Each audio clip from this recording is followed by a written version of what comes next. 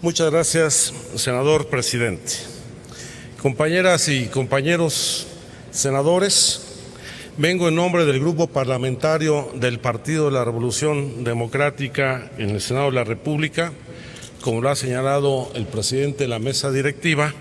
a presentar una iniciativa con proyecto de decreto para reformar y adicionar los artículos 69 y 93 de la Constitución Política de los Estados Unidos Mexicanos. Y espero más el día de hoy que todos estamos imbuidos de un profundo espíritu federalista, y si no imbuidos, por lo menos asoleados, hagamos una reflexión profunda de nuestro sistema federalista, que no se reduce a la suma de las entidades federativas al pacto federal, sino que se sustenta de manera fundamental en la integración y en la definición de facultades expresas de los poderes de la Unión.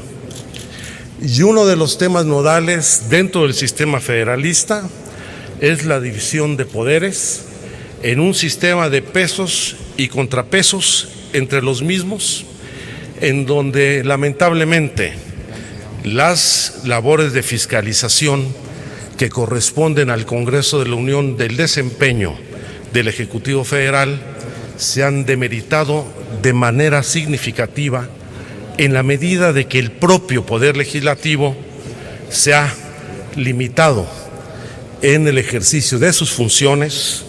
de control político y parlamentario y en lo que respecta a la rendición de cuentas.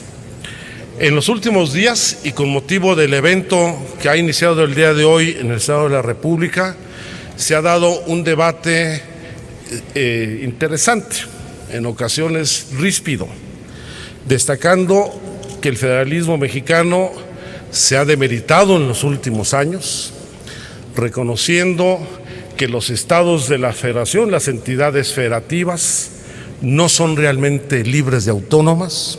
como tampoco lo son los municipios.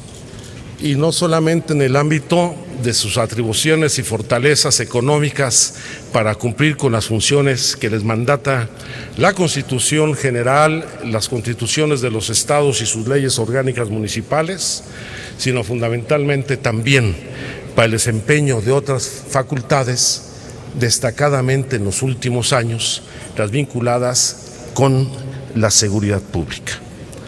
Y en el caso específico de los poderes de la Unión y del Poder Legislativo, ha sido lamentable el haber desmantelado uno de los instrumentos fundamentales que debería ser del control parlamentario y la fiscalización, como es el de la rendición de cuentas del Ejecutivo Federal ante el Congreso de la Unión. Por supuesto, no en el viejo esquema donde el 1 de septiembre se convertía en el día del presidente, sino hacer de este día el día del Congreso, donde el Ejecutivo Federal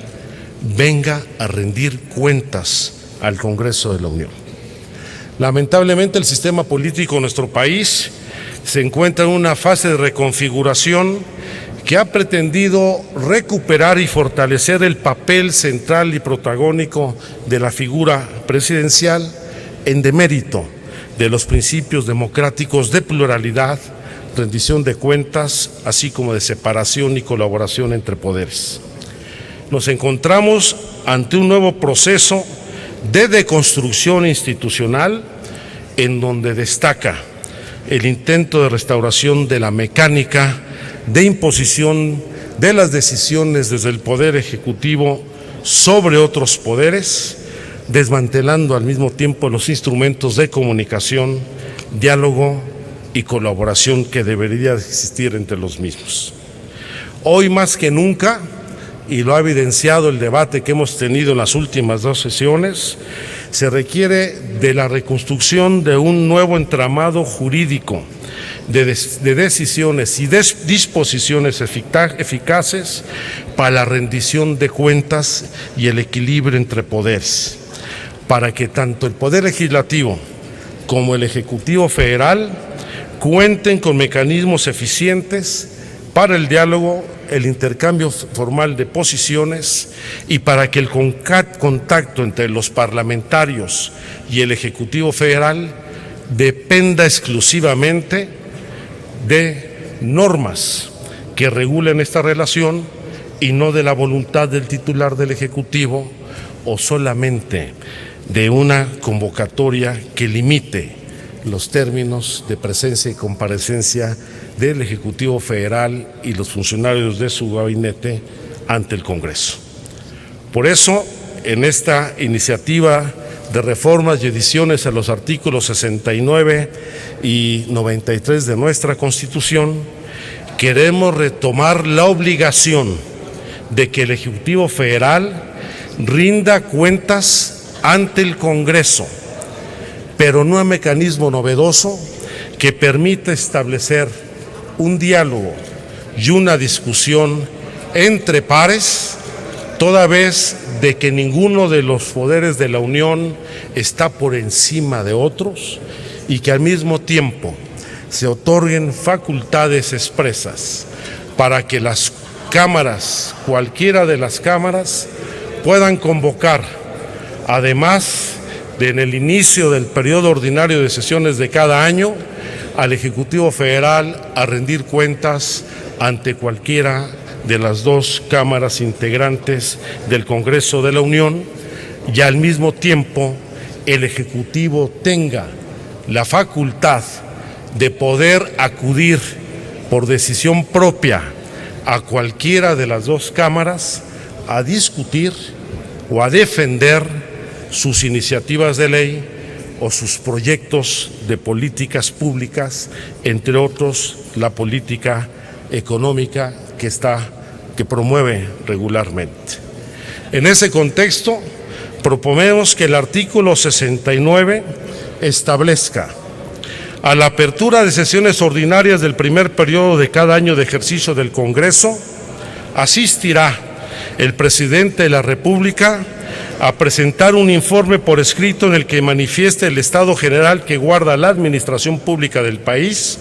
estableciéndose al efecto en la misma sesión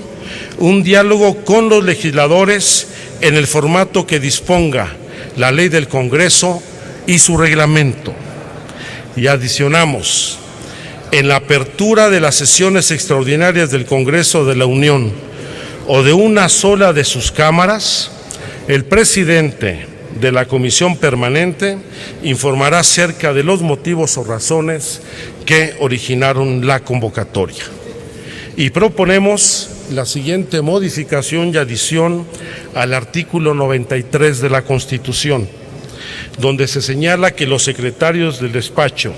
luego que esté abierto el periodo de sesiones ordinarias, darán cuenta al Congreso del Estado que guarden sus respectivos ramos, bajo la siguiente disposición: cualquiera de las cámaras